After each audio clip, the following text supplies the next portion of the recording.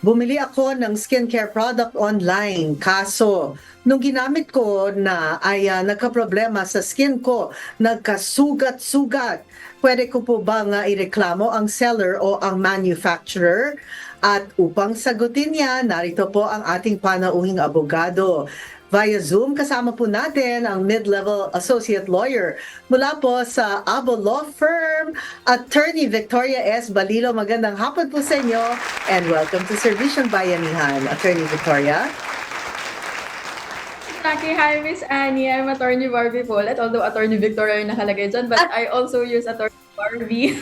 Nandito na naman po ako at binabati ko po ang ating na manonood at ang ating naggagandahang host ng magandang hapon po.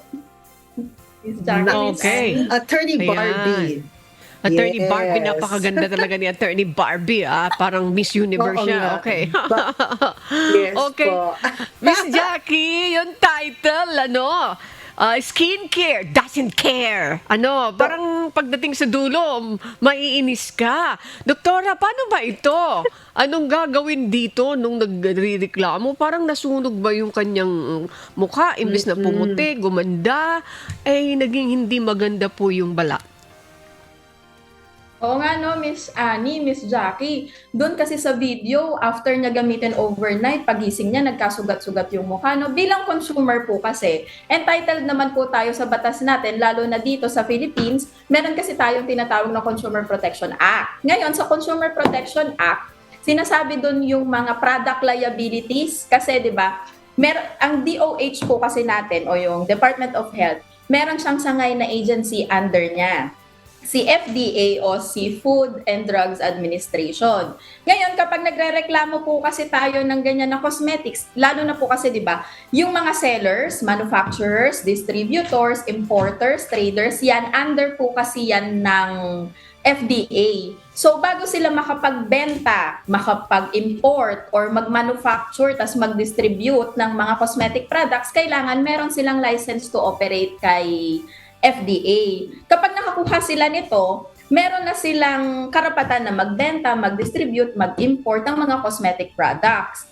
Ngayon, dahil nga ang nangyari ay nakapinsala sa kanyang balat, no, dahil nga nasunog, pwede natin siyang ireklamo. Pero dalawa po kasi, Miss Annie, Miss Jackie, yung possible scenarios dito. Ngayon, kung defective talaga yung product, pwede tayong tumakbo agad at mag-file tayo ng complaint kay FDA. Mabilis lang naman po yun, no? Para po kay Madam Mika. Kung gusto po talaga natin ireklamo, punta po tayo sa FDA, tapos hahanapin natin yung CDDR office nila, yung CRRD office po pala. Cosmetic Regulation and Research, yung office nila doon. Tapos, ang gagawin po natin doon, meron silang checklist ng complaint dito Tapos i-checkan lang natin kung ano yung nirereklamo natin. Tapos ang mahalaga po dito, magdala tayo nung sample para po, kasi sa FDA, kapag nireklamo mo si seller o si manufacturer, dahil nga may product liability sila under Consumer Protection Act, dala-dala natin yung sample para mapaphysico o chemical test natin yon. Tapos kung mas maganda niyan, Miss Annie, meron silang may medical certificate ng dala si Miss Mika pagdating doon. Sa katunayan na nasira talaga yung balat niya dahil doon sa ginamit niyang skincare. Tapos it-test po kasi yan ng FDA.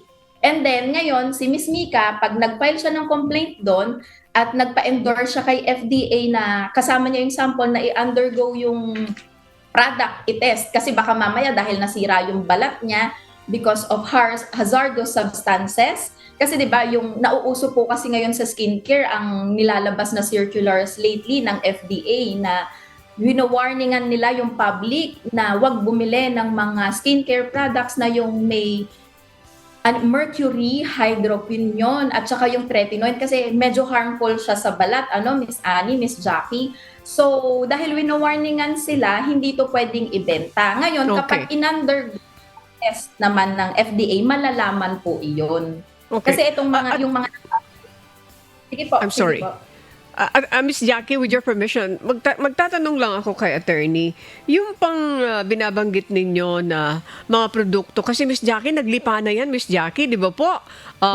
Mayroon kang makikita, kala mo legit. Pagkatapos, yung pangalan doon sa labas ng binili mong kung ano man pampaganda dyan, wala naman pangalan yung manufacturer. Pero nandun yun yung pangalan ng produkto. Pagka ganyan po, attorney, pwede bang red flag na ito na magsuspecha ka? Di ba dapat yung manufacturer nakalagay doon sa produkto na ito manufactured by ganito-ganito. Pero yung mga produkto na yan, again, red flag na po ba yan?